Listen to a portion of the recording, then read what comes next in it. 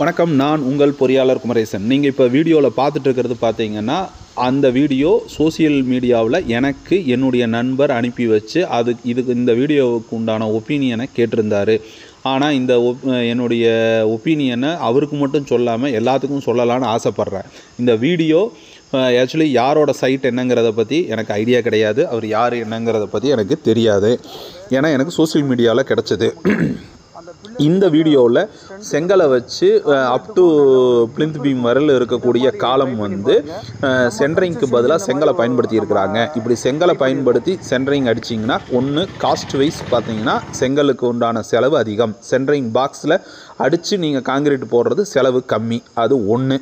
அடுத்து இந்த மாதிரி செங்கலில் நீங்கள் காங்கிரீட்டை போடும்பொழுது என்ன ஆகும்னா கனிக்கும் உள்ள ஃபார்ம் ஆச்சு அப்படின்னா உங்களால் அதை பக்காவான காங்கிரீட்டாக போட முடியாது. அப்போ காலத்துக்கு ஸ்ட்ரென்த்து குறைஞ்சி போயிடும். இது ரெண்டாவது காரணம்.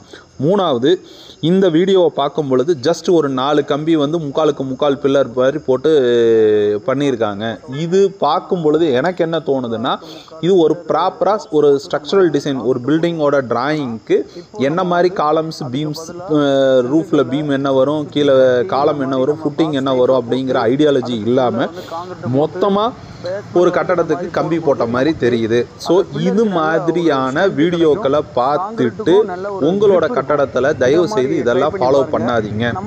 இன்னைக்கு சமூக வலைதளங்களில் நிறையா பேர் வீடியோ போடுறங்கிற பேரில் தவறான வீடியோக்களை போட்டுட்ருக்குறாங்க. அவங்களுக்கு டெக்னிக்கல் நாலேஜ் இருக்கா, இல்லை அவங்க எங்காவது ஒருத்தர்கிட்ட தொழிலை கற்றுக்கிட்டாங்களாங்கிறதும் கேள்விக்குறியாக இருக்குது. ஸோ ஏன்னா எனக்கே நிறையா பேர் இந்த மாதிரி பல வீடியோக்களை அனுப்பி ஐடியா கேட்குறாங்க.